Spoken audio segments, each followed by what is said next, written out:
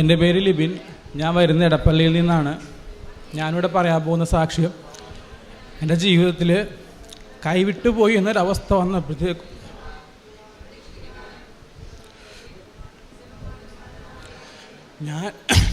ഞാൻ ജൂണിൽ, അതായത് 2023 ജൂണിൽ എൻ്റെ ജോലിക്ക് വേണ്ടി ദുബായിൽ പോയി. അവിടെ ചെന്ന് 3 മാസം ഞാനവിടെ ഇരുന്നിട്ടും എൻ്റെ ജോലി ശരിയായില്ല. അത് കഴിഞ്ഞ് ഞാൻ തിരിച്ച് നാട്ടിൽ വന്നു. സങ്കടം കൊണ്ടാണ് കരയണത്. തിരിച്ച് നാട്ടിൽ വന്നപ്പോഴത്തേക്കും എനിക്ക് അവിടെ വെച്ച് തന്നെ ഒമാനിലേക്ക് ജോലി ശരിയായി. ഒമാനിലേക്ക് ജോലി ശരിയായപ്പോഴത്തേക്കും ഞാൻ നാട്ടിൽ തിരിച്ചെത്തി. പക്ഷേ പിന്നെയും തടസ്സങ്ങൾ, ഒരുപാട് തടസ്സങ്ങൾ. ഒമാനിൽ പോകാൻ പറ്റണില്ല എന്നെക്കൊണ്ട്. അപ്പോൾ അത് കഴിഞ്ഞ് എനിക്ക് ആ തടസ്സം നിൽക്കുമ്പോൾ തന്നെ എനിക്ക് സൗദിയിൽ ജോലി ശരിയായി. പക്ഷേ സൗദിയിലെ ജോലി ഇങ്ങനെ ശരിയായിക്കൊണ്ടിരുന്നപ്പോൾ തന്നെ എന്നെ ഒമാനിൽ നിന്ന് അവർ വിളിച്ചിട്ട് പറഞ്ഞു, നിൻ്റെ വിസ ശരിയായിട്ടുണ്ട്, നീ വാ, മെഡിക്കൽ എടുത്തിട്ട് കേടി വാന്ന് പറഞ്ഞു. അങ്ങനെ ഞാൻ മെഡിക്കൽ എടുത്തപ്പോഴത്തേക്ക് ഞാൻ മെഡിക്കലിൽ അൺഫിറ്റായി. കാര്യം എനിക്ക് കുറേ നാളായിട്ട് ഷുഗറും അങ്ങനെ രോഗങ്ങളൊക്കെ, കുറച്ച് അസുഖങ്ങളൊക്കെ ഉള്ള കൂട്ടത്തില്ല. അപ്പോൾ എൻ്റെ ബ്ലഡ് മൊത്തം ഇൻഫെക്ഷൻ ആയിരിക്കുകയാണ്. അപ്പോൾ ഡോക്ടർ എന്നോട് പറഞ്ഞു, ഇപ്പോഴും ഒന്നും നടക്കില്ല നിൻ്റെ പോക്ക്, നീ ഇനി പോകണമെങ്കിൽ കുറേ നാൾ മരുന്ന് കഴിക്കണം, മരുന്ന് കഴിക്കാണ്ട് നിനക്ക് പോകാൻ പറ്റില്ല എന്ന് പറഞ്ഞു. പക്ഷെ ഞാനത് വീട്ടിൽ പറഞ്ഞില്ല. ഞാൻ വീട്ടിൽ പറഞ്ഞത് ശരിയാവും, പെട്ടെന്ന് തന്നെ പോകാൻ പറ്റും എന്നാണ് പറഞ്ഞത്. അത് കഴിഞ്ഞിട്ട് ഞാൻ ഇവിടെ വന്നു. പിറ്റേ ദിവസം, അതായത് ഞാൻ മെഡിക്കലിലാണ് ഫിറ്റായിട്ട് പിറ്റേ ദിവസം ഞാനിവിടെ വന്നു. അപ്പോൾ എനിക്ക് കൃപാസനത്തിൽ വലിയ വിശ്വാസമൊന്നുമില്ല. കാര്യം എല്ലാവരും വരുന്നുണ്ട് പോകുന്നുണ്ട് എന്നുള്ളൊരിതല്ലാണ്ട് ഒരു വിശ്വാസമൊന്നും എനിക്കില്ല. പക്ഷേ അതിനു മുമ്പ് എൻ്റെ അമ്മ വന്നിട്ട് എനിക്ക് വേണ്ടി ഇവിടെ ഉടമ്പടി എടുത്തു, എൻ്റെ സങ്കടം കണ്ടിട്ട്. കാര്യം ഞാൻ വീട്ടിലിരുന്ന ആകെ പ്രശ്നങ്ങൾ, മാനസികമായിട്ട് ഭയങ്കര ബുദ്ധിമുട്ട്. അപ്പോൾ ഈ അവസ്ഥ കണ്ടിട്ട് എൻ്റെ അമ്മ വന്ന് എനിക്ക് വേണ്ടി ഉടമ്പടി എടുത്തു. അങ്ങനെ ആ ഉടമ്പടിയിൽ അമ്മ പോയിക്കൊണ്ടിരുന്നപ്പോൾ തന്നെയാണ് എനിക്ക് ഈ ഒമാനിലേക്കുള്ളത് ശരിയായത്. അങ്ങനെ മെഡിക്കലിൽ അൺഫിറ്റായപ്പോൾ ഞാൻ ഇവിടെ വന്നു. പിറ്റേ ദിവസം ഞാനും എൻ്റെ ഭാര്യയും കൂടി വന്നു. എനിക്കൊരു ഭാര്യയും ഒരു മോളും കൂടി ഉണ്ട്. അപ്പോൾ ഞാനും എൻ്റെ ഭാര്യയും കൂടി ഇവിടെ വന്നു. ഞാനിവിടെ വന്ന് ഉടമ്പടി എടുത്തു. അപ്പോൾ ആ ഉടമ്പടി പത്രിക തന്നപ്പോഴത്തേക്കും അതിനകത്ത് എല്ലാവരും എഴുതുന്ന പോലെ തന്നെ നമ്മുടെ ഈ ആവശ്യങ്ങൾ ഞാൻ വാരി വെതറി അങ്ങോട്ട് എഴുതി. 6 ആവശ്യങ്ങളും ഞാൻ അങ്ങോട്ട് നിർത്തിപ്പിടിച്ച് അങ്ങോട്ട് എഴുതി. അത് ആ സിസ്റ്റർ പറഞ്ഞു തീരുന്നതിന് മുമ്പ് തന്നെ ഞാൻ എൻ്റെ ആവശ്യങ്ങൾ എഴുതി കഴിഞ്ഞു. ഈ 6 ആവശ്യങ്ങൾ ഞാൻ എഴുതി കഴിഞ്ഞു. അപ്പോൾ ആ സിസ്റ്റർ പറഞ്ഞു, നിങ്ങൾക്ക് ആ ലാസ്റ്റ് ആ ഒരു ഇത് ഒഴിച്ചിടണം, ആ 6ാമത്തെ ആവശ്യം നിങ്ങൾ യേശുവിന് വേണ്ടി സമർപ്പിക്കുന്നു പറഞ്ഞു. പക്ഷേ അതിനു മുമ്പ് ഞാൻ എൻ്റെ ആവശ്യങ്ങൾ എഴുതി കഴിഞ്ഞായിരുന്നു. അങ്ങനെ ഞാൻ ഉടമ്പടി എടുത്ത് വീട്ടിൽ ചെന്ന് എല്ലാവരെപ്പോഴും തന്നെ പത്രം കൊടുക്കാനും കുറച്ച് മടിയൊക്കെ ആയിരുന്നു. എങ്ങനെയൊക്കെയോ കൊടുത്തു. കാര്യം ഭയങ്കര ചമ്മലായിരുന്നു. പിന്നെ എല്ലാ ദിവസവും പ്രാർത്ഥിക്കും. അതായത് അതുവരെ പ്രാർത്ഥനയൊന്നും എനിക്ക് ഉണ്ടായിരുന്നില്ല. ഉടമ്പടിക്ക് ശേഷം ഞാൻ എല്ലാ ദിവസവും 7 മണിന്നൊരു സമയമുണ്ടെങ്കിൽ ഞാൻ എൻ്റെ വീട്ടിലെല്ലാവരെയും വിളിച്ചിട്ട് ഞങ്ങൾ പ്രാർത്ഥന ചൊല്ലും. ഉടമ്പടി പ്രാർത്ഥന എല്ലാം ചൊല്ലും, ബൈബിൾ വായിക്കും. പക്ഷേ ആ ബൈബിളിലൂടെ കിട്ടണത് സത്യം പറഞ്ഞാൽ എനിക്ക് അത്ഭുതമാണ്. കാര്യം നമ്മുടെ ജീവിതത്തിൽ എൻ്റെ ജീവിതത്തിൽ ഇപ്പം നടക്കുന്ന കാര്യങ്ങളാണ് ഞാൻ ആ ബൈബിളിലൂടെ വായിച്ചുകൊണ്ടിരുന്നത് വെച്ചത്. ഓരോ ബൈബിൾ വാക്യം എടുക്കുമ്പോഴും ഈ സങ്കീർത്തനമൊക്കെ വായിക്കുമ്പോൾ സത്യം പറഞ്ഞാൽ കണ്ണ് നിറഞ്ഞു. ഞാൻ ഭയങ്കര സങ്കടപ്പെട്ടിരുന്ന സമയങ്ങളിലൊക്കെ ഞാൻ ബൈബിളെടുത്ത് വായിക്കുമ്പോഴത്തേക്ക് കിട്ടണ വചനങ്ങൾ എന്ന് പറഞ്ഞാൽ ഭയങ്കര ശക്തിയുള്ള വചനങ്ങളാണ്. അങ്ങനെ ഞാൻ മരുന്ന് കഴിക്കുന്നുണ്ട്. ഞാൻ എല്ലാ ദിവസവും മരുന്ന് കഴിക്കുമ്പോഴത്തേക്കും എൻ്റെ വീടിൻ്റെ മേളിൽ എനിക്കൊരു ടേബിളുണ്ട്. ആ ടേബിളിലാണ് ഞാൻ ഈ കൃപാസനത്തിൻ്റെ പത്രികയും എല്ലാം വെച്ചേക്കണത്. ആ മരുന്ന് എടുത്ത് ഞാൻ ആ മാതാവിൻ്റെ മുമ്പിൽ വെച്ചിട്ടാണ് ഞാൻ വിശ്വാസ പ്രമാണം ചൊല്ലിയിട്ടാണ് ഞാൻ മരുന്ന് കഴിക്കണത്. രാവിലെയും രാത്രി ഞാൻ അങ്ങനെ മരുന്ന് കഴിക്കും. അങ്ങനെ വീണ്ടും ഒമാനിൽ നിന്നുള്ള വിളി വന്ന് മെഡിക്കൽ എടുക്ക്. അപ്പോൾ വീട്ടുകാർക്ക് അറിയില്ലല്ലോ, ഡോക്ടറിനോട് പറഞ്ഞേക്കണത് കുറേ നാൾ കഴിക്കണം. അപ്പോൾ ഞാൻ വീട്ടുകാരോട് പറഞ്ഞിട്ടില്ല ഈ കാര്യം. അങ്ങനെ ഓരോ ദിവസവും മെഡിക്കൽ എടുക്ക്. അപ്പോൾ എൻ്റെ ഉള്ളിലെ ചിന്തയെന്ന് വെച്ചിട്ടുണ്ടെങ്കിൽ, ഇനി ഞാൻ ഇനി ഞാൻ തോറ്റു പോയിട്ടുണ്ടെങ്കിൽ ഞാൻ എന്ത് പറയും? എനിക്കൊന്നുമില്ല പറയാനായിട്ട്. അങ്ങനെ ഞാൻ ഡിസംബർ 15-ാം തീയതിയാണ് ഉടമ്പടി എടുത്തത്. ഞാനങ്ങനെ പ്രാർത്ഥിച്ച് എല്ലാ ചൊവ്വാഴ്ചകളിലും ഞാൻ ഓൺലൈനിൽ ഇരുന്ന് ലൈവായിട്ട് തന്നെ അച്ഛൻ്റെ ധ്യാനം കൂടും. അപ്പോൾ ഈ അച്ഛൻ രോഗശാന്തി സമയത്ത് പറയണ കാര്യങ്ങൾ ഞാനിങ്ങനെ ശ്രമിക്കുമ്പോൾ ഈ ചൊവ്വാഴ്ച ഞാൻ കൂടിയപ്പോഴത്തേക്ക് ഞാനിങ്ങനെ ഓർത്തു, ദൈവമേ എൻ്റെ കാര്യം എന്താണ് അച്ഛൻ പറയാത്തത് രോഗശാന്തിയിലെന്ന് പറഞ്ഞപ്പോഴത്തേക്കും ഓൺ ദ സ്പോട്ടിൽ അച്ഛൻ പറഞ്ഞ് മെഡിക്കലിൽ പാസ്സാവാത്ത ആൾക്കാരെന്ന് പറഞ്ഞു. അപ്പോൾ ഞാൻ ചിന്തിച്ചു, ദൈവമേ എൻ്റെ സമയം ആയിക്കാണും, എനിക്ക് പേടി വന്നാലും മെഡിക്കലിൽ പോകാനായിട്ട് എൻ്റെ സമയം ആയിക്കാണെന്ന് വിചാരിച്ചിട്ട് ഞാൻ ഇന്നലെ മെഡിക്കൽ എടുക്കാൻ വേണ്ടി പോയി. ഇന്നലെ മെഡിക്കൽ എടുക്കാൻ വേണ്ടി പോയപ്പോഴത്തേക്കും ഞാൻ രാവിലെ എണീറ്റ് പ്രാർത്ഥനയൊക്കെ ചൊല്ലിക്കഴിഞ്ഞ് ഞാൻ ആ രാവിലെ തന്നെ ഞാൻ ബൈബിൾ വായിക്കും. ബൈബിൾ വായിച്ചപ്പോൾ എനിക്ക് കിട്ടിയ വചനം എന്ന് പറഞ്ഞിട്ടുണ്ടെങ്കിൽ ദേവാലയത്തിൻ്റെ പുനരുദ്ധീകരണം എന്നിട്ടുള്ളൊരു ഇതാണ് എനിക്ക് കിട്ടിയത്. പക്ഷേ അതിലൊന്നുമല്ല, എനിക്ക് അതിനകത്ത് ഒരു തീയതി 24 എന്നുള്ള തീയതി ഇങ്ങനെ എടുത്തെടുത്ത് പറയുന്നുണ്ട് 2-3 പ്രാവശ്യം. അപ്പോൾ ഞാൻ നോക്കിയപ്പോഴത്തേക്കും അത് 24-ാം തീയതി ഇന്നലെ ആയിരുന്നു. ഞാൻ കുളിച്ച് റെഡിയായി.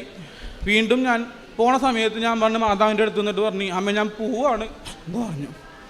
ഞാൻ ബൈബിൾ എടുത്തപ്പോഴത്തേക്കും കിട്ടിയ വാക്യം, നിങ്ങളുടെ ദുഃഖം സന്തോഷമായി മാറും. ആ ഒരു വേടാണ് എനിക്ക് കിട്ടിയത്. ഞാൻ പോയിട്ട് മെഡിക്കൽ എടുത്തു. അവിടെ നിന്നില്ല, ഞാൻ തിരിച്ച് വീട്ടിലോട്ട് വന്നു. കാര്യം ഇനി അവിടെയും കാലം നിന്ന് അത് പാസ്സായില്ലെങ്കിൽ വെറുതെ ഇനി നാണം കേടണ്ടല്ലോ, അല്ല അങ്ങനത്തെയൊക്കെ ചിന്ത കൊണ്ട് ഞാൻ നേരെ പള്ളിയിൽ പോയിരുന്നു, കൊന്ത ചൊല്ലി വീട്ടിൽ വന്നു കഴിഞ്ഞ് ഒരു 3:30 മണിക്കാണ് എനിക്ക് ഇത് തരാമെന്ന് പറഞ്ഞേക്കണത്. അപ്പോൾ ഞാനിങ്ങനെ ഇപ്പം കൂടുതൽ സമയം ഫോണിൽ ഇങ്ങനെ യേശുവിൻ്റെ വചനങ്ങൾ കേൾക്കുമ്പോഴത്തേക്കും ഏതോ ഒരു അച്ഛൻ ഇങ്ങനെ പറയുന്ന സാഹചര്യം ഉണ്ടായിരുന്നു. ഉച്ചക്ക് 3 മണിക്കാണെങ്കിലും രാത്രി 3 മണിക്കാണെങ്കിലും നിങ്ങൾ പ്രാർത്ഥിക്കണം, അതാണ് യേശു ജീവൻ വിടിഞ്ഞ സമയം, അത് നിങ്ങൾക്ക് അത്ഭുതങ്ങൾ പ്രവർത്തിക്കുമെന്ന് പറഞ്ഞ്. അങ്ങനെയാണ് 3 മണിക്ക് ഞാൻ ഇരുന്ന് പ്രാർത്ഥിച്ചുകൊണ്ട്.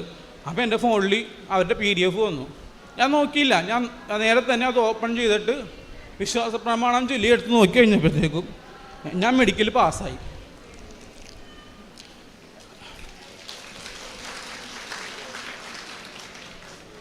എൻ്റെ വിഷയം വന്നിട്ടുണ്ട്, എൻ്റെ വിഷയം ഇതിനകത്ത് തന്നെയുണ്ട്. അപ്പോൾ സത്യം പറഞ്ഞാൽ എനിക്ക് സങ്കടമാണോ വന്നത്, സന്തോഷമാണോ വന്നത്, ഞാൻ അവിടെ നിന്ന് കരഞ്ഞു. കാര്യം ഒരു പ്രതീക്ഷയില്ലായിരുന്നു.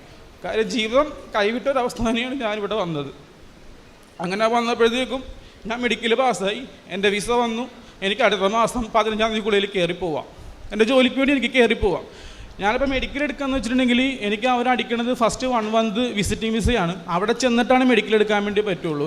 പക്ഷേ അവിടെ ചെന്ന് കഴിഞ്ഞിട്ട് ഞാൻ മെഡിക്കലിൽ പാസ്സായില്ലെങ്കിൽ ഞാൻ വീണ്ടും തിരിച്ച് നാട്ടിലോട്ട് വരേണ്ടി വരും. അത് ഭയങ്കര ഒരു അവസ്ഥയാണ്. കാര്യം ഒരു പ്രാവശ്യം പോയി കഴിഞ്ഞ് തിരിച്ച് വന്നതിൻ്റെ അവസ്ഥ എനിക്ക് നന്നായിട്ട് അറിയാവുന്നതുകൊണ്ട്.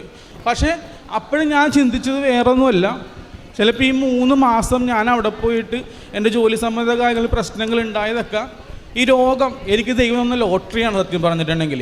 ആ ലോട്ടറി അടിച്ചത് എനിക്ക് ദൈവത്തിനെയും മാതാവിനെയും കിട്ടിയ ആ ലോട്ടറിയിലൂടെ. അത് ഞാൻ എവിടെയും പറയും ഞാൻ. കാരണം എന്ന് വെച്ചിട്ടുണ്ടെങ്കിൽ ഒട്ടും വിശ്വാസമുണ്ട്, വിശ്വാസമില്ലെന്ന് ഞാൻ പറയുന്നില്ല. പക്ഷേ നമ്മൾ പ്രാർത്ഥിക്കാൻ വേണ്ടി ഒരു സമയം ഞാൻ എൻ്റെ ജീവിതത്തിൽ കണ്ടെത്തിയിട്ടില്ല.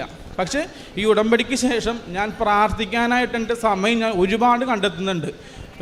വിശ്വാസ പ്രമാണം ചൊല്ലാനായിട്ടാണെങ്കിൽ നേരത്തെയൊക്കെ വിശ്വാസ പ്രമാണം ചൊല്ലും, ഒരു ദിവസം 9 പ്രാവശ്യം ചൊല്ലും. പക്ഷേ അത് നടക്കണ വഴിയിൽ അങ്ങോട്ടും ഇങ്ങോട്ടും നടക്കുമ്പോഴൊക്കെ ചൊല്ലും. പക്ഷേ അത് ദൈവത്തിന് വേണ്ടി സമർപ്പിച്ച് ചെയ്യാനായിട്ടുള്ള മനസ്സ് അന്ന് എനിക്ക് ഉണ്ടായിരുന്നില്ല. പക്ഷേ ഇപ്പം ഞാനതിനുള്ള സമയം ഞാൻ കണ്ടെത്തുന്നുണ്ട്. അങ്ങനെ എൻ്റെ ജീവിതത്തിൽ ഏറ്റവും വലിയ അത്ഭുതമാണ് ഇപ്പോൾ ഈ സംഭവിച്ചേക്കണത്. അതേപോലെ തന്നെ എൻ്റെ വൈഫ് സ്വീഡനിലോട്ട് പോകാനായിട്ട് പേപ്പർ വർക്ക് നടന്നുകൊണ്ടിരിക്കുക. അപ്പോൾ പുള്ളിക്കാരത്തേക്ക് പോകണമെങ്കിൽ ഒരു തുക വേണം പോകാനായിട്ട്, നല്ലൊരു എമൗണ്ട് വേണം പോകാനായിട്ട്. അപ്പോൾ ലോൺ എടുക്കണമെന്നുണ്ടെങ്കിൽ വൈഫിൻ്റെ പപ്പയുടെ പേരിലാണ് ആധാരം ഇരിക്കണത്. പപ്പയാണെങ്കിൽ മാർച്ച് 3-ാം തീയതി മരിക്കുകയും ചെയ്തു. അപ്പോൾ എൻ്റെ ഒരു പൈസ എൻ്റെ അടുത്തില്ല. അവിടെ വേറെ ആരും ഇല്ല കാര്യങ്ങൾ നോക്കാൻ, ഞാനും വൈഫും മാത്രമേ ഉള്ളൂ. പക്ഷേ പപ്പ മരിച്ചതിന് ശേഷം പപ്പയുടെ 7 ആണെങ്കിലും 30 ആണെങ്കിലും ഒരു കാര്യവും ഒരു കുറവില്ലാണ്ട് ഞാൻ നടത്തി. അത് എങ്ങനെയെന്ന് എനിക്ക് ഇപ്പോഴും അറിയാൻ വേണ്ടി പാടില്ല. കാര്യം കാശില്ലാതിരിക്കുന്ന അവസ്ഥയിൽ പൈസ എൻ്റെ കയ്യിലോട്ട് വരികയായിരുന്നു. എൻ്റെ ചേച്ചി എന്നെ സഹായിച്ചത്. അവളെ വിളിച്ചിട്ട് എൻ്റെ കയ്യിലോട്ട് പൈസ തന്നിട്ട് പറഞ്ഞു ഒരു കുറവും ഒരു കാര്യത്തിനും ഉണ്ടാവരുതെന്ന് പറഞ്ഞു. ഒരു കുറവും ഒരു കാര്യത്തിനും ഉണ്ടായിരുന്നില്ല. അപ്പോൾ ഞങ്ങൾ ലോൺ എടുക്കാൻ വേണ്ടി ബാങ്കിൽ ചെന്നപ്പോഴത്തേക്കും പപ്പ മരണശേഷം അത് അമ്മച്ചിയുടെ പേരിലാണ് എഴുതി വെച്ചേക്കണത്. പക്ഷേ എല്ലാം ശരിയാണ്, മരണ സർട്ടിഫിക്കറ്റ് വേണം. പപ്പയുടെ മരണ സർട്ടിഫിക്കറ്റ് ഉണ്ടെങ്കിലേ ലോൺ പാസ്സാവത്തുള്ളൂ. അങ്ങനെ ഇരിക്കുമ്പോഴത്തേക്കും ഞാൻ ഹോസ്പിറ്റലിൽ ചെന്നു. അവർ പറഞ്ഞ് മാക്സിമം 22 ദിവസമാണ് മരണ സർട്ടിഫിക്കറ്റിന് വേണ്ടത്. ചേട്ടൻ്റെ അവസ്ഥ അറിയാവുന്നത് കൊണ്ട് അല്ലെങ്കിൽ നിങ്ങളുടെ ആവശ്യം അറിയാവുന്നത് കൊണ്ട് ഒരു 15 ദിവസം എങ്ങനെയെങ്കിലും എടുക്കും ചേട്ടാ മരണ സർട്ടിഫിക്കറ്റ് കിട്ടാനെന്ന് പറഞ്ഞു. ഞാൻ പറഞ്ഞു സിസ്റ്റർ ഇന്ന ഭയങ്കര അത്യാവശ്യമുള്ള കാര്യമാണെന്ന് പറഞ്ഞു. ഞാൻ നോക്കട്ടെ എന്ന് പറഞ്ഞു. ഞാൻ രാവിലെ 10 മണിക്കാണ് ഹോസ്പിറ്റലിൽ ചെന്ന് പറയണത്. വൈകുന്നേരം 4 മണിയായപ്പോഴത്തേക്ക് എനിക്ക് മരണ സർട്ടിഫിക്കറ്റ് പപ്പയുടെ കിട്ടി. 4 മണിക്ക് എൻ്റെ മൊബൈലിൽ എൻ്റെ മെയിലിൽ പപ്പയുടെ മരണ സർട്ടിഫിക്കറ്റ് വന്നു. അതും കൊണ്ട് ഞങ്ങൾ ബാങ്കിൽ പോയി. ഞങ്ങൾക്ക് 2 ആഴ്ച കൊണ്ട് ലോൺ പാസ്സായി കിട്ടി. അപ്പോൾ വൈഫിൻ്റെ പോകാനുള്ള ആ പൈസയുടെ കാര്യത്തിൽ ഞാൻ നിയോഗം വെച്ചിട്ടുണ്ടായിരുന്നു മാതാവിൻ്റെ അടുത്ത്. അതും എനിക്ക് നടന്നു കിട്ടി. അത് കഴിഞ്ഞ് ഞാൻ കഴിഞ്ഞ മാസം വന്നൊരു ഉടമ്പടി പുതുക്കിയപ്പോഴത്തേക്കും ഞാൻ ഒന്നും എഴുതിയിട്ടില്ല അതിനകത്ത്. ഞാൻ എഴുതിയേക്കുന്നത് 3 കാര്യങ്ങളാണ്. ഒന്ന് എൻ്റെ അസുഖം മാറ്റി ജോലി ശരിയാക്കി തന്നെ, ഒന്ന് എൻ്റെ വൈഫിൻ്റെ ജോലിയാക്കി തരണം. പിന്നെ ഞാൻ പറഞ്ഞേക്കുന്നത് ഇനി എനിക്ക് ജീവിതത്തിൽ എത്ര കാലം ഉണ്ടോ അത്രയും കാലം വിശ്വാസത്തിലായിരിക്കുവാൻ, അമ്മേനോടും മാതാവിനും കൂടി ആയിരിക്കാൻ എന്നെ അനുഗ്രഹിക്കണം. ആ ഒരു കാര്യം മാത്രമേ ഞാൻ പറഞ്ഞിട്ടുള്ളൂ. ദൈവം സഹായിച്ച് എൻ്റെ ഒരു കാര്യങ്ങൾക്കും ഒരു മുട്ടും ഇന്ന് വരെ വന്നിട്ടില്ല. ഈ ഉടമ്പടി എടുത്തതിന് ശേഷം എല്ലാ കാര്യങ്ങളും ഭംഗിയായിട്ട് അമ്മയും മാതാവും നടത്തി തരുന്നുണ്ട്. അപ്പോൾ ഞാൻ ഇന്നലെ എനിക്ക് ഈ മെഡിക്കൽ പാസ്സായി കഴിഞ്ഞപ്പോഴത്തേക്കും അവിടെ ആൻറ്റി ഉണ്ട്, എൻ്റെ ചേച്ചിയുടെ മോനൊക്കെ ട്യൂഷൻ പഠിപ്പിക്കുന്ന ആൻറ്റി ഇപ്പോൾ കാനഡയില്ല. അപ്പോൾ ഞാൻ ആൻറ്റീനെ എല്ലാ ദിവസവും വിളിച്ചിങ്ങനെ വചനം അയച്ചു കൊടുക്കുകയും ഈ കൃപാസനത്തിലെ പ്രാർത്ഥനയൊക്കെ ഷെയർ ചെയ്യുമായിരുന്നു. അപ്പോൾ ആ ആൻറ്റീനെ ഇന്നലെ വിളിച്ചിട്ട് പറഞ്ഞു, ആൻറ്റി ഞാൻ മെഡിക്കൽ പാസ്സായി എന്ന് പറഞ്ഞു. അപ്പോൾ ആൻറ്റി എന്നോട് പറഞ്ഞു, ലിബിനെ എനിക്ക് കൃപാസന മാതാവിന് വിശ്വാസമാണ്, പക്ഷേ എനിക്ക് അങ്ങനെ വിശ്വാസമില്ല. എനിക്ക് എപ്പോഴും ശാന്തമായിട്ടിരുന്ന് പ്രാർത്ഥിക്കാനാണ് ഇഷ്ടം. പക്ഷേ നിൻ്റെ ഇത് കേട്ടപ്പോഴത്തേക്കും എനിക്ക് മാതാവിന് ഭയങ്കര വിശ്വാസമായിരുന്നു. അപ്പം എൻ്റെ ഈ ഒരു അനുഭവം കൊണ്ട് ഒരാൾക്ക് വിശ്വാസം കിട്ടുകയെന്ന് വെച്ചാൽ അതാണ് എന്നെ സംബന്ധിച്ച് ഏറ്റവും വലിയ കാര്യമെന്ന് വെച്ചിട്ടുണ്ടെങ്കിൽ. അങ്ങനെ ഓരോരോ കാര്യങ്ങൾ ഇപ്പോൾ പിന്നെ എനിക്കുണ്ടായ ആത്മീയ വളർച്ചയെന്ന് പറഞ്ഞിട്ടുണ്ടെങ്കിൽ ഈ പറഞ്ഞതുപോലെ ഞാൻ കുമ്പസാരിച്ചിട്ട് 2-2.5 വർഷമായിട്ടുണ്ടായിരുന്നു. ഞാനിവിടെ ഉടമ്പടി എടുത്തുകൊണ്ട് പോയിട്ട് എടപ്പള്ളിപ്പള്ളിയിൽ ക്രിസ്മസിൻ്റെ കുമ്പസാരം ഉണ്ടായി. അന്ന് മുതൽ ഇന്ന് വരെ ഞാൻ കുർബാനയും മുടക്കിയിട്ടില്ല, കുമ്പസാരവും മുടക്കിയിട്ടില്ല, ഒന്നും മുടക്കിയിട്ടില്ല. ഞായറാഴ്ചകളിൽ ഞങ്ങളുടെ പള്ളിയിൽ 6 മണിക്കാണ് കുർബാന. അപ്പോൾ 6 മണിക്ക് കുർബാന ഉള്ളപ്പോഴത്തേക്കും 5:30 മണിക്ക് പ്രതീക്ഷ പറഞ്ഞ പ്രാർത്ഥന ചൊല്ലാൻ വേണ്ടി പറ്റില്ല. ഞാൻ 4:30 എണീക്കും. 4:30 എണീറ്റ് 5:00 വരെ ഞാൻ പ്രാർത്ഥിക്കും. 5:30 കഴിഞ്ഞിട്ടാണ് ഞാൻ പള്ളിയിൽ പോണത്. അങ്ങനെ ഒരുപാട് അനുഭവങ്ങൾ. പിന്നെ എൻ്റെ വീട്ടിലാണെങ്കിലും ഈ കുടുംബ പ്രാർത്ഥനയുടെ സമയത്ത് ഒത്തൊരുമിച്ചൊരു കുടുംബ പ്രാർത്ഥന ഞങ്ങൾക്ക് ഉണ്ടായിരുന്നില്ല. പക്ഷേ ഇപ്പോൾ ഒരു 7 മണിയെന്നൊരു സമയമുണ്ടെങ്കിൽ എല്ലാവരും വരും, ഒരുമിച്ചിരിക്കും. ഞാനും അമ്മയും ഭാര്യയും കൊച്ചും ചേച്ചിയുടെ മക്കളുണ്ട്, അവരുമാരും ഒക്കെ കൂടി ഇരുന്നിട്ട് ഒരുമിച്ച് പ്രാർത്ഥന ചൊല്ലും. പിന്നെ എനിക്ക് ഏറ്റവും വലിയ അനുഭവം എന്ന് വെച്ചിട്ടുണ്ടെങ്കിൽ ഈ ബൈബിളാണ്. കാര്യം നമ്മൾ മനസ്സ് പിടിവിട്ടു പോയി നിൽക്കുന്ന അവസ്ഥയിൽ ഈ ബൈബിൾ തുറന്ന് വായിക്കുമ്പോൾ കിട്ടുന്ന ഒരു ആശ്വാസം എന്ന് പറഞ്ഞിട്ടുണ്ടെങ്കിൽ അത് നമുക്ക് ആർക്കും തരാൻ വേണ്ടി പറ്റാത്തൊരു ആശ്വാസമാണ്. പല സാഹചര്യങ്ങളിലും ഞാനിങ്ങനെ കരഞ്ഞുകൊണ്ട് ഞാൻ ബൈബിൾ എടുത്ത് ഞാൻ വായിച്ചിട്ടുണ്ട്. അപ്പോഴൊക്കെ എനിക്ക് കിട്ടുന്ന വചനം ഭയങ്കര ആശ്വാസമുള്ള വചനമാണ്. എൻ്റെ ഈ ശരീരത്തിൽ ഈ ഇൻഫെക്ഷൻ ആയിരിക്കുന്നത് കൊണ്ട് ദേഹം മൊത്തം അങ്ങോട്ട് ചുവന്ന് തടിക്കും. ഈ രോമക്കുത്ത് വരെ റെഡ് കളറായിട്ട് ഇങ്ങനെ തടിച്ച് വന്നിട്ടുണ്ടെങ്കിൽ എനിക്ക് ഡ്രസ്സ് പോലും ഇടാൻ വേണ്ടി പറ്റില്ല. ചൊറിച്ചിലും ഈ ചൂടും സഹിക്കാൻ വേണ്ടി പറ്റില്ല എനിക്ക്. അപ്പം ക്രിസ്മസിൻ്റെ അന്ന് രാത്രി, ക്രിസ്മസിൻ്റെ അന്നൊക്കെ എനിക്ക് നിറച്ചും ദേഹത്ത് ഈ സംഭവമാണ്. അപ്പം ഞാൻ പള്ളിയിൽ പോകണമെന്ന് പ്രാർത്ഥിച്ചാൽ എനിക്ക് കുർബാനയൊന്നും മര്യാദ കൂടാൻ വേണ്ടി സാധിക്കണം. എനിക്ക് ചൊറിച്ചിലൊന്നും ഉണ്ടാവരുത്, എനിക്കൊന്ന് കുർബാന കൂടാൻ വേണ്ടി സാധിക്കണം. ആ കുർബാന കഴിയുന്നത് വരെ എനിക്ക് ഒരു കുഴപ്പമുണ്ടായില്ല.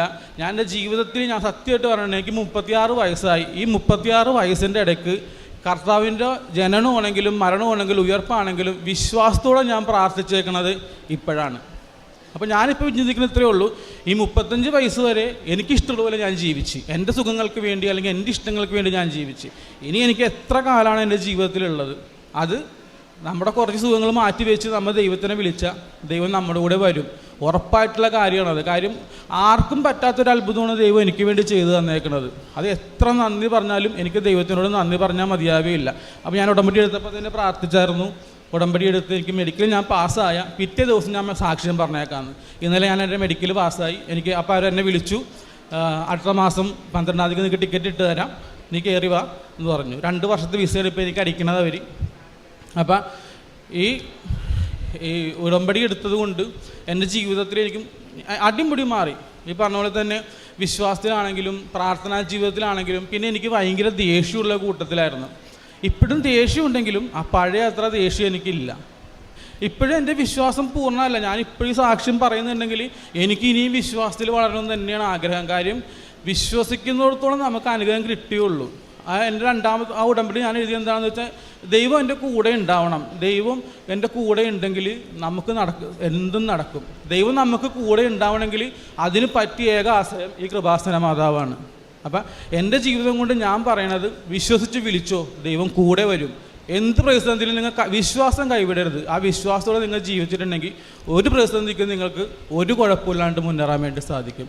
പിന്നെ കാരുണ്യ പ്രവർത്തികൾ എന്ന് പറഞ്ഞിട്ടുണ്ടെങ്കിൽ, ഞാൻ ഇങ്ങനെ രോഗികളായി നിൽക്കുന്ന ആൾക്കാർക്ക് എൻ്റെ കയ്യിൽ കൊടുക്കാവുന്നൊരു ചെറിയ തുകയായിരിക്കാം. പിന്നെ എൻ്റെ കൂട്ടുകാരന്മാരോടും ഒക്കെ ഞാൻ പറഞ്ഞിട്ട് ഒരു നല്ലൊരു തുക ഞാൻ പിരിച്ചുകൊണ്ട് അവർക്ക് കൊണ്ട് കൊടുക്കും. പിന്നെ ഈ റോട്ടിലിരുന്ന് ഇരിക്കുന്ന ആളുകൾക്ക് വീട്ടിൽ വെച്ച് തന്നെ ഞങ്ങൾ ഭക്ഷണം ഉണ്ടാക്കി 15 പൊതിയും 20 പൊതിയൊക്കെ ആയിട്ട് ഞാനും വൈഫും മോളെ കൂടി കൊണ്ട് കൊടുക്കും. അങ്ങനെയുള്ള കാര്യങ്ങളൊക്കെ ചെയ്യാൻ വേണ്ടി പറ്റി. അപ്പം ഇതൊക്കെയാണ് എനിക്ക് കൃപാസന മാതാവ് തന്ന ഏറ്റവും വലിയ അനുഗ്രഹം. പരിശുദ്ധ അമ്മയുടെ മധ്യസ്ഥതയിൽ വ്യക്തിപരമായിട്ടിപ്പം ഈ ഉടമ്പടിയിലെ ഏറ്റവും വലിയ സാക്ഷ്യം അതിൻ്റെ വ്യക്തതയോടുകൂടി ഇദ്ദേഹം നമ്മളോടൊക്കെ പറഞ്ഞിട്ടുണ്ട്. ഇപ്പോൾ 35 വയസ്സിൽ അവസാനം പറഞ്ഞ സ്റ്റേറ്റ്മെൻറ്റ്, അതായത് ഇത്രയും വർഷത്തെ ജീവിതത്തിൽ ഇനി അങ്ങോട്ട് ദൈവത്തിന് വേണ്ടി ഞാൻ ജീവിക്കാമെന്നുള്ളൊരു വലിയൊരു വാഗ്ദാനത്തിലേക്ക്, ഒരു ബോധ്യത്തിലേക്ക് ഒരാളെ കൊണ്ടുചെന്ന്, അല്ലെങ്കിൽ ഇത്രയും നാൾ കൂദാശ ജീവിതത്തിൽ അത്രയും പ്രാധാന്യം കൊടുക്കാതെ, ഒരു പക്ഷേ വിശ്വാസ ജീവിതത്തിൽ അത്രയും പ്രാധാന്യം കൊടുക്കാതെ ജീവിച്ച ഒരാൾ വളരെ ചുരുങ്ങിയ സമയം കൊണ്ട് ഇത്തരത്തിലുള്ളൊരു വലിയൊരു ലൈഫ് ചേഞ്ചിങ് ഡിസിഷനിലേക്ക് പോകുവാൻ തക്കവിധമുള്ളൊരു ദൈവാനുഭവം. അപ്പോൾ എന്തുകൊണ്ടാണ് ഉടമ്പടിയിൽ ഒരു പക്ഷേ അസാധ്യമെന്ന് തോന്നുന്ന കാര്യങ്ങൾ നടക്കുന്നുള്ള ചോദ്യത്തിന് ഉത്തരവെന്ന് പറയുന്നത് ഇതാണ്. അതായത് ഒരു വ്യക്തി ജീവിതത്തിൽ പൂർണ്ണമായിട്ട് ദൈവത്തിന് സമർപ്പിക്കുവാനായിട്ട് നിങ്ങളുടെ നിയോഗങ്ങൾ കാരണമാകുമെങ്കിൽ അതിനെ ദൈവം ആശീർവദിക്കും എന്നുള്ളതാണ്. അപ്പോൾ വ്യക്തമായിട്ട് അത് എങ്ങനെയാണ് കാര്യങ്ങൾ ക്രമീകരിച്ചത്. അപ്പം കുടുംബ പ്രാർത്ഥന 7 മണി എന്നൊരു സമയം ഒരുമിച്ച് മുടങ്ങത്തില്ല എന്നൊക്കെ പറയുന്നതും, ബൈബിൾ ഒരു ശക്തിയാണെന്നൊക്കെ ആവശ്യത്തിന് പള്ളിപ്രസംഗവും ആവശ്യത്തിന് ധ്യാനപ്രസംഗമൊക്കെ നമ്മൾ കേട്ടിട്ടുണ്ട്.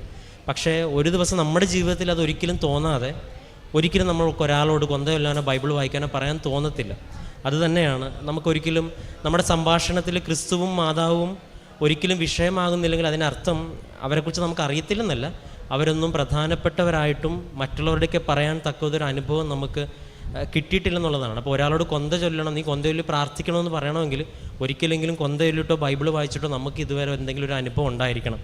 ആ ഒരു കാലഘട്ടത്തിലാണ് ഇവിടെ ഉടമ്പടി എടുത്ത് വളരെ ചെറുപ്പക്കാരായിട്ടുള്ളവർ തങ്ങളുടെ ജീവിതത്തിൽ ഈ ബൈബിളിന് ശക്തിയുണ്ടെന്നും ഒരു പ്രതിസന്ധിയിൽ ആദ്യം ബൈബിൾ എടുക്കണമെന്നും, അപ്പോൾ അതിന് വ്യക്തമായിട്ടൊരു അനുഭവം, അതിന് ഒരുപക്ഷെ ഒരു അനുഭവത്തിൻ്റെ പ്രൂഫായിട്ടൊക്കെ നമ്മുടെ മുമ്പിൽ നിന്ന് വ്യക്തമായിട്ട് ഒരു വചന പ്രഘോഷണം പോലെ സംസാരിക്കുമ്പം ദൈവം ഇപ്പോൾ പറഞ്ഞതുപോലെ ദൈവം നമ്മുടെ കൂടെയുണ്ട്. പക്ഷേ ദൈവം ആഗ്രഹിക്കുന്ന പോലെ ജീവിതം ക്രമീകരിക്കുവാനായിട്ട് നമ്മൾ തയ്യാറാവണമെന്നുള്ള ഉടമ്പടിയുടെ അർത്ഥം. അതിന് ഈ 5:30 പ്രാർത്ഥന ചൊല്ലിയിലെ 4:30 എഴുന്നേറ്റ് ഞാൻ പ്രാർത്ഥിക്കുന്നു പറയുമ്പോഴും, കുടുംബ പ്രാർത്ഥന മുടക്കാറില്ല, ബൈബിൾ അല്ലെങ്കിൽ വിശുദ്ധ ബലി മുടക്കാറില്ലെന്നൊക്കെ പറയുമ്പോഴും ദൈവത്തിന് വേണ്ടി ഞാൻ സമയം കണ്ടെത്തി എന്നൊക്കെയുള്ള വാക്കാണ് ഉപയോഗിച്ചത്. അപ്പം ആർക്കു വേണ്ടിയാണ് സമയം കണ്ടെത്തണം എന്നുള്ളൊരു ബോധ്യം ലഭിച്ചു. ഇത് കർത്താവ് ആഗ്രഹിക്കുന്നുണ്ട്. നീ നിൻ്റെ ദൈവമായ കർത്താവിനെ പൂർണ്ണ ഹൃദയത്തോടും പൂർണ്ണ മനസ്സോടും സ്നേഹിക്കണമെന്നോ, നീ നിൻ്റെ ഭാര്യയോ മക്കളെയോ നിൻ്റെ പ്രൊഫഷനെയോ മാതാപിതാക്കളെ പോലും പൂർണ്ണമായിട്ട് സ്നേഹിക്കാൻ കർത്താവ് പറയണില്ലല്ലോ. ക്ലാരിറ്റിയോടുകൂടിയാണ് ദൈവം സംസാരിച്ചിരിക്കുന്നത്. നീ നിൻ്റെ ദൈവമായ കർത്താവിനെ പൂർണ്ണ